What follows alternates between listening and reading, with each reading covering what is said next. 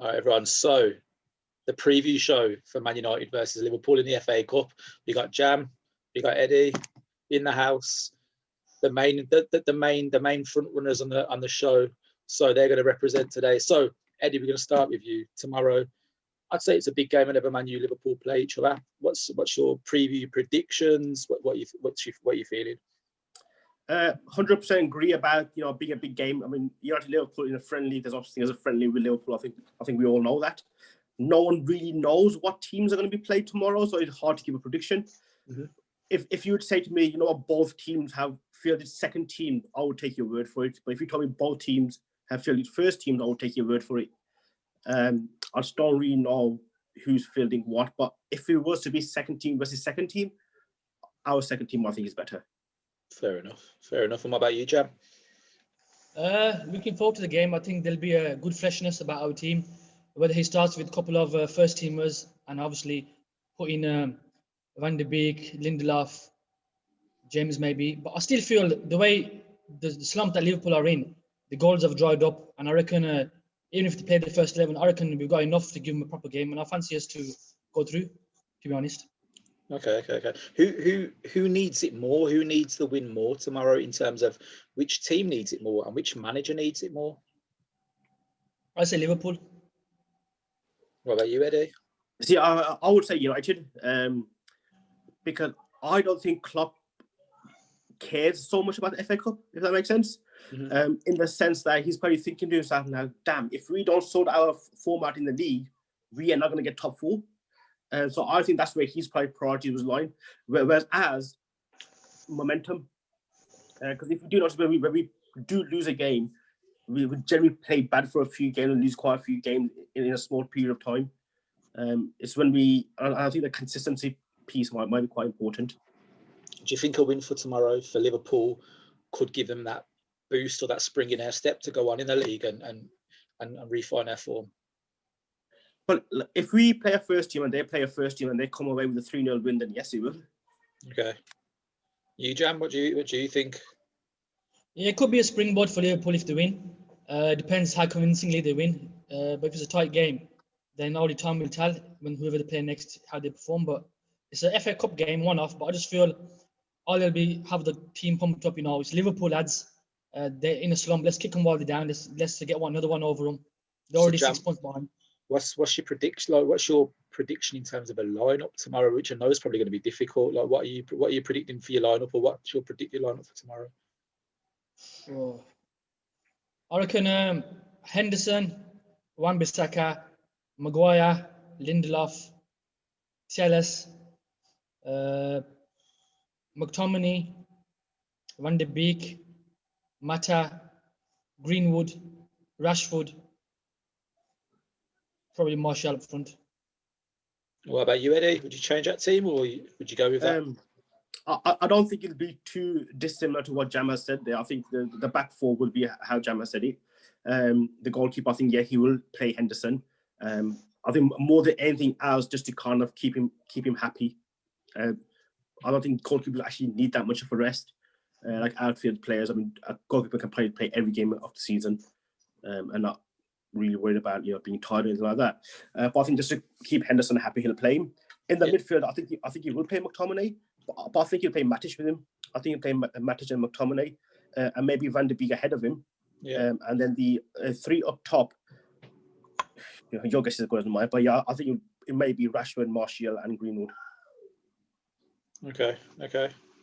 Interesting. Do you think he might play Cavani just to give him the consistency in the run? I think he'll play Cavani in the week. I think he'll be on the bench. Okay. So we've got Sheffield United and Arsenal coming up as well. So in terms of priority, what do you think he's going to prioritise? I think he's prioritising the league. And I think we spoke about this during the week when he played a full-strength team against Fulham. Mm-hmm. We were all expecting a lot of changes, and those changes never came, which can't suggest the league is his priority now. Okay, that's fair enough.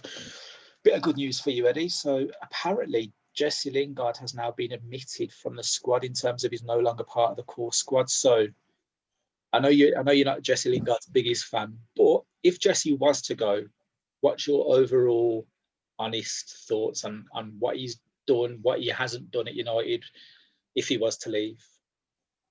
He hasn't done much. I know he's scoring on the winner in the FA Cup final and so forth. He's had a couple of moments where, you thought to yourself, he's young, he's learning, he's going to kick on, but that kick on never happened.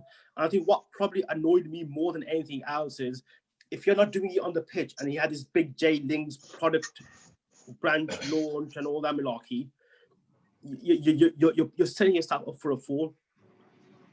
Okay. And okay. I can't, and I think I probably gave him more opportunity because he was Manchester born and bred local lad, come through the youth system.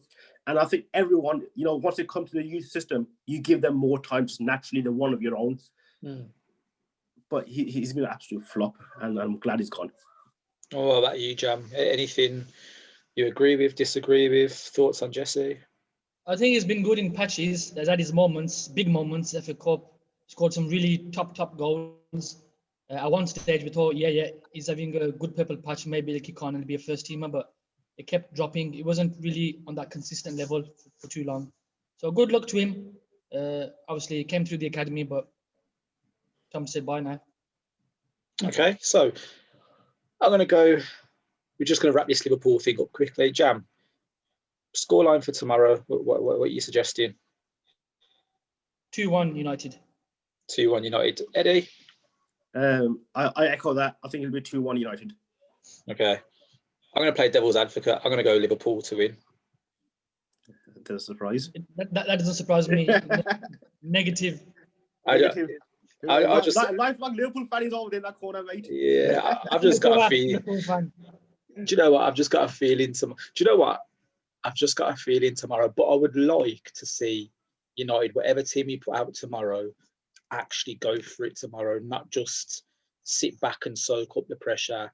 Like, I think even though we came away and we won that game against Fulham, and obviously Burnley beat the Scouts the other day, I kind of feel like we could have beat Liverpool the other day.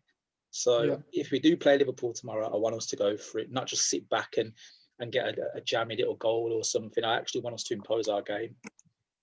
Well, I think we dropped Fernandes. We would have won last week, but yeah, we have to. It's going to be settled on the day. It's not going to be a replay, so we have to go for it.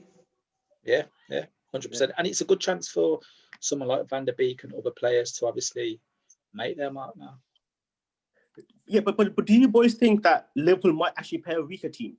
I think they're going to go full strength. I reckon full strength. Definitely full strength. I think so as well, but I'm just thinking at the current scenario, if one of the front players was to get injured, for example, they don't have the depth in squad, do they? They don't. I think that's been their issue beyond the 11. Obviously, they've had some bad injuries this year, but there's not much else, and the front three aren't really on form. But at the same time, they're still quality players, and I think if they put their strongest team out tomorrow, and we put out like a squad team, I just think they'll create too many opportunities, and they're bound to score. But who knows? Who knows? I think the front three have to play. They're out of form, so they need game time. They need to sharpen up. So 100% they play.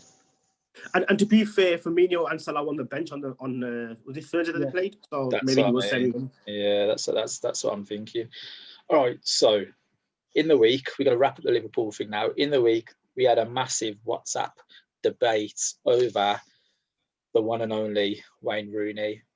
Now there's two folds to this argument that we all had. Is Wayne Rooney a legend? Is Wayne Rooney the Man United's best ever player? There were people who were saying in the group he's Man United's best ever striker. There were other people saying he's a legend, but he doesn't get in their 11.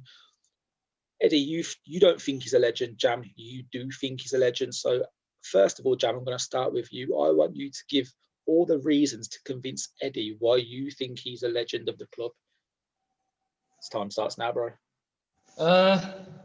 Always gave his all 100% on the pitch. Professional. I know he had that time where he wanted out twice. But obviously, it could be his agent. Heads can be turned. Basically, he's a legend due to his goal contribution. He's contributed so much to United. He's the all-time leading goal scorer. So there's no one's going to beat that. So he's a legend. Simple as Eddie. So he is a legend, all-time goal scorer, all-time England goal scorer. Why isn't he a legend? I mean, I think I've touched on this previously about the word legend being bandied about too often. Would you say he's a bigger legend than Paul Scholes? No, you won't. Different positions. Well, I wouldn't. Different positions. You know, so, no, but I'm talking like general play, like the general like the word legend. Sorry? Scholes ain't a legend. Right. Leave that for another day. Someone give a breathalyzer, please. Sorry, I was trying to be Hafiz there.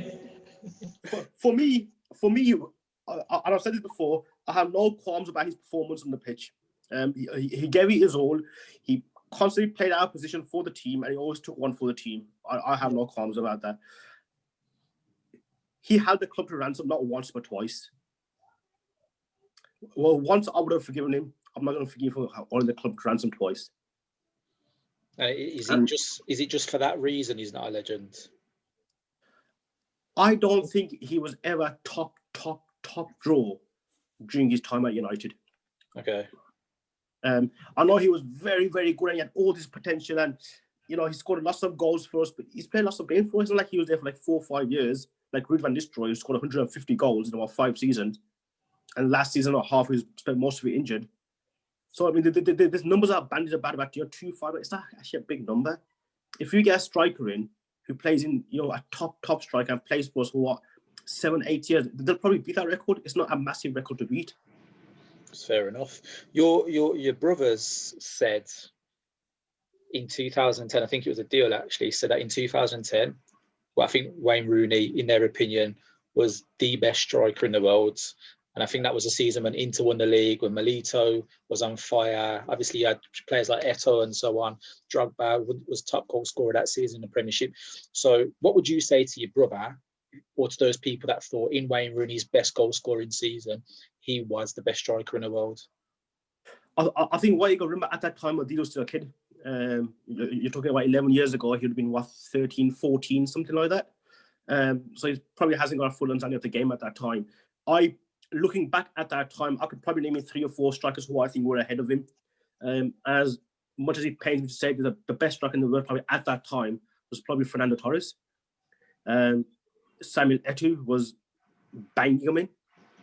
He won the European Cup with Barcelona and then moved to Inter and won it there as well. So I don't think he was the best striker in the world. I mean, like you said, he was in, doing the Golden Boot in Premiership.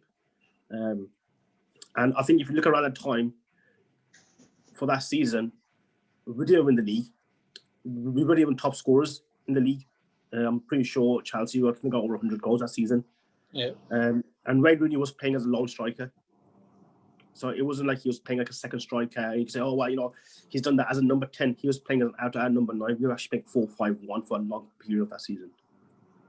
That's fair enough. Jam, you agree, disagree? No, I agree with Eddie. At that time, he probably wasn't the best striker.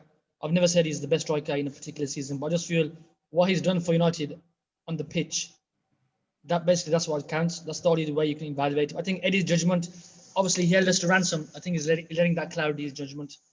I think he's got a bit of bitterness in him. Fair enough. That's his opinion. If he never held the club to ransom, I still don't think I would put him into that legendary status. I still don't think I would. He was a very, very good player, but he was never a top player. Like you would never hear of a Barcelona coming in for him or a Barcelona being interested in him. I know there was what do you reckon was missing, Eddie, from Wayne Rooney being a legendary player? What was he short of? I think he was probably too nice. And when I say too nice, he probably was taking too much for the team.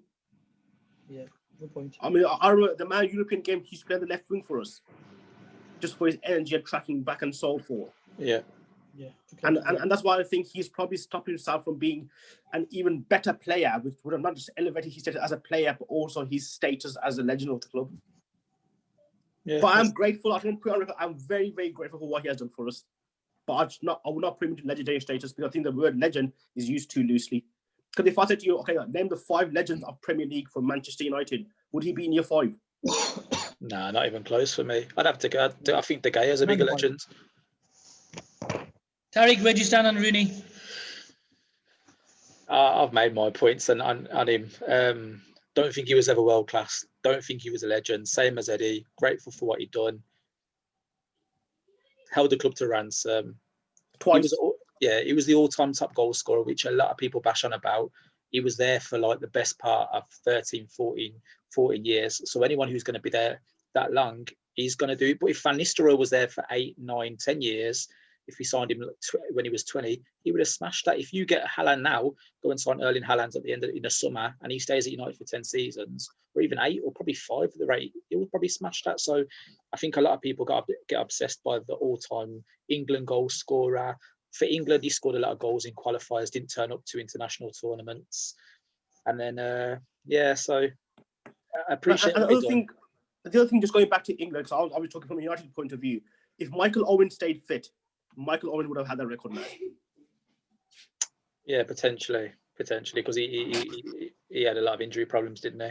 He did when he left Liverpool. When he left Liverpool, I think he was about 25 years old, and a lot of injuries since then. And I'm sure he finished with 39 goals or 40 goals for England. Yeah, I think Owen and Rooney were similar in terms of they both peaked, or they were both in their prime really early, and then once they got to their mid-20s, it was just like a downhill for the both of them. I think Rooney had a lot more to his game, but yeah, once Owen lost his pace, he was never the same player. And probably Rooney had a bit more to his game, but he wasn't as dynamic or as scary as what he was when he burst on the scene. Yeah. But so here's a question for you too, right? What hurts you more, the 2009 defeat to Barcelona or the 2011 defeat to Barcelona? 2009. And what about you, Jam? 2011, for the sheer fact that we actually scored, we equalised. We were playing, we got a goal back and we were in it, and then we just crumbled and just gave Messi a bit too much respect. Didn't go for it, just played a bit cautious and fell apart. Eddie, what 2009? I think 2009 we had a chance. In 2011 we had no chance. Okay. That 2011, I know what Jam's saying. Yeah, we scored. Mate, we were playing off the park, and that's probably the greatest footballing team around that time. Between 2009 and 2011, probably one of the greatest footballing teams that I've ever seen. Yeah. That Barcelona team, and I just think 2011 we were nowhere near that level. We were nowhere near Barcelona at that time. Barcelona were miles ahead of us. 2009, I know some people will probably laugh at this, but I think we missed Darren Fletcher a lot in that match. Yeah, the semi-final against Arsenal. Yeah, and it's a kind of case of what would we have done for VAR back in them days? Because he clearly got the ball. It was never a penalty. It was never a red card. Who knows? Ifs and buts, I guess. But I think 2009 probably hurts more because we still had a good team, still a very good team. That 2011 team was more economical, I would say, rather than a gung-ho team like we had in 2009. So if you two had to agree on which one got away from us the most, which one would you say? 2009 for you, Eddie? 2009, yeah. And what about you, Jam? 11 for me, still. Okay, so Jam, going back to 2011, you're Sir Alex Ferguson. What would you have done differently at halftime when it was 1-1? Where did the game go for us, or what changes would you have made, or what 11 would you have gone with? Bloody hell. You're asking somebody who's close to 40 now, if I can barely remember. It was 9 years ago. Do you want me to tell you the team that played? Yeah, go on. Okay, so hold on. All right. Eddie, I'm going to ask you the same question too. Sure. So do you want the team for 2009 as well? Yes, please. Okay, right. So let's go to the 2011 team. All right, so Jam, starting with you, mate.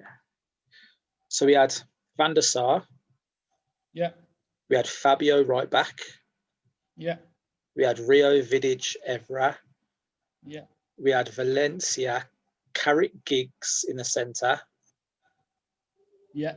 We had Park on the left. We had Rooney playing in the hole, and we had Hernandez up top. And subs? Subs, we had, hold on, Scholes, Fletcher, Berbatov wasn't even in the team. Nani, Kushak, and that's all it showed me. Yeah, that's all I got, bro. Okay. Yeah, I remember that because he didn't take Berbatov, did he? And he won the Golden Boot that season, I think. Yeah, he admitted it from the team. So he played a 4-4-1-1 in that game. The Barcelona team, if you want to know what they started with, they had Valdez, they had Dani Alves right back, Mascherano centre back, PK, Abidal, Busquets, Iniesta, Xavi, and then they had Pedro, Messi, and David Villa. MVP. Yes. I probably would have bought Nani at half time instead of Valencia. Where do you feel the game was lost in that? Like looking back, reflecting, because obviously they controlled the game through the middle, didn't they? That Xavi, Iniesta, Busquets. Probably, centre of the park. Obviously, that's where they get the creativity from. That's where the link up any feed Messi, and I think probably didn't do enough. Obviously, Hernandez up top, Rooney just behind in the hole. I don't know. I don't think it worked. Probably a bit more creativity, a bit more steel. Probably Fletcher in there. Probably Nani instead of Valencia, I'd say. Fletcher for who? So who was it? Carrick and Giggs in centre mid. Carrick and Giggs centre mid. I probably would have bought on Fletcher for Carrick. Right. Yeah. Any thoughts on that? Anything you would do differently with that 2011 team, Eddie? Yeah, I would have played. I would have played Hernandez. I would have played Rooney up top, and put Fletcher, Carrick, and Giggs in the middle. With Giggs at the top of the triangle. Yeah. Only because once again, and I think I spoke about this the other day. Rooney's natural game to drop deep, like Pogba's was when I spoke about the Liverpool match. And like you said, we were just outplayed in the middle. I mean, the score was 3-1. And I think we got away with 3-1. We got absolutely battered in that match. Well, can you guys remember why Fabio was playing right back? Oh, yeah. Well, Gary Neville was probably injured because he got injured quite a lot towards it. Actually, Gary Neville had retired. He retired a couple of months earlier in 2011. Raphael wouldn't Raphael have played? Because he was always first choice under Fergie. Unless he was banned because he was quite rash, wasn't he? Was Raphael? Yeah, true. All right, go back to 2009 then. So I'll give you the team 2009 if you want. Yeah.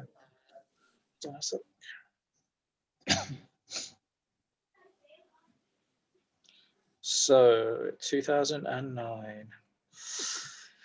So you had Van der Sar, John O'Shea at right back, Ferdinand, Vidic, Evra. Your centre mids, and this was probably a more hard-working team, to be fair. You had Anderson, Carrick, and Giggs. So he played a 4-3-3. So Anderson, Carrick, and Giggs were your centres. On the right side, he had Park Ji-sung. The left side, he had Rooney, and up top, he had Ronaldo. So and the subs? It's not showing me the subs on here. I'm getting Tevez. Tevez was still there then, wasn't he? So I'm guessing Tevez would have been on the bench. Scholes would have still been there as well. Wes Brown. That's just a guess off the top of my head. The Barca team that started, you had Valdez at centre back, Valdez as a goalkeeper. You had Salvinho at left back. PK, Yaya Traore played at centre back. Puyol played at right back. Then you had the Barca three, the magical three, and then you had Henry, Eto'o, and Messi as your front three. To be fair, I don't think with the squad that we had, and like I said, Fletcher was obviously banned for that match. It's difficult. I mean, I would probably put. Did you say Park didn't play? Did he? Park was on the right wing. On the right wing. Yeah. What I probably would have done is put Ronaldo on the right wing. Okay. And put Park in the middle. And then would you have put Giggs on the left? Okay. And Rooney up top. Yeah. Okay. Definitely. Okay. I just think you talk about hard working midfield, and that's the reason I think Fletcher wasn't in there. But if Fletcher wasn't playing, you should put Park in the middle just to have some energy about him. I remember I think the season after when he was told to mark Pirlo. Marked him out the game, mate. Yeah, mark him out the game, and maybe we should have got him to do a job on Iniesta or Xavi, maybe not so much Busquets, but certainly Iniesta and especially Xavi, because he was like a dictator, wasn't he? He just dictated the whole play for the whole team. Do you think we missed the trick by not playing Scholes in either of the finals? I know obviously the second one, he'd come back halfway through the season out of retirement, but do you think we missed the trick? I think what you'll find, he actually retired that season. That was his last game. And he came back the next season, didn't he? Yeah, you're right. Maybe his legs are gone. Fair enough. So looking at that Barca team, what was so great about that Barca team? Jam, I'm going to start with you. What was so great about that Barca team? And would you say that Barca team was the greatest club side of your life? If not, what team was better than that? Because obviously you've had the Real Madrid that have won the 3 or 4 on the bounce. But for me personally, I think this Barca team was better. But obviously they never won the 3 or 4 on the bounce. So what's your opinion on it? I reckon Barca's team, sheer fact that the way they play, the one touch, the way they just glide the ball forward, no one hugs the ball. It's just pass it, head up, move. And it's just so skillful and so slick to watch. It's beautiful. Beautiful. Best team of your life, Barca, would you say? Definitely the most enjoyable team to watch. The best football played. Created a new brand of football, I'd say. If you had to pick a team, Jam, to play against this Barca team from all the great European teams that you've seen in your life, what team would give this team a match?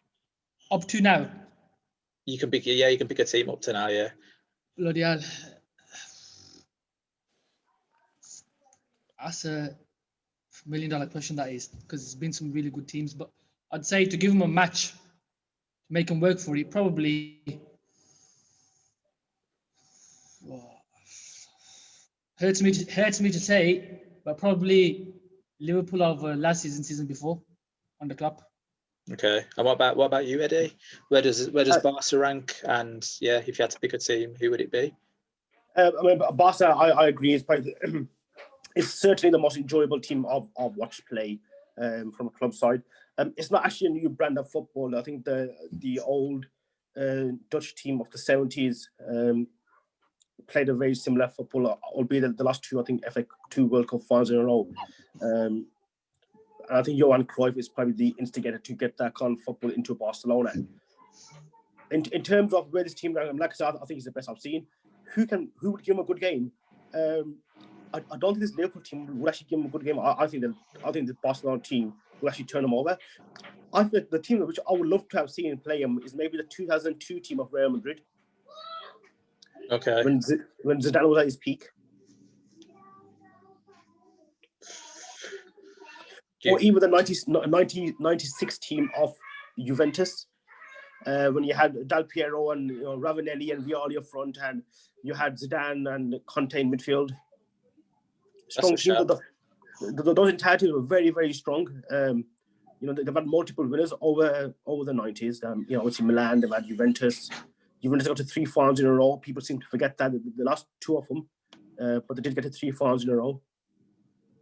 And the fourth year they lost in the semi-final to United. It's a good shout, but I just feel, obviously, give them a good game, not necessarily win. I think Liverpool left back, right back combination, the pace, the crosses, assists, the press, the way the Liverpool press had to work hard in midfield. I think they'll give them a decent game. They make them work for it. They won't make it comfortable.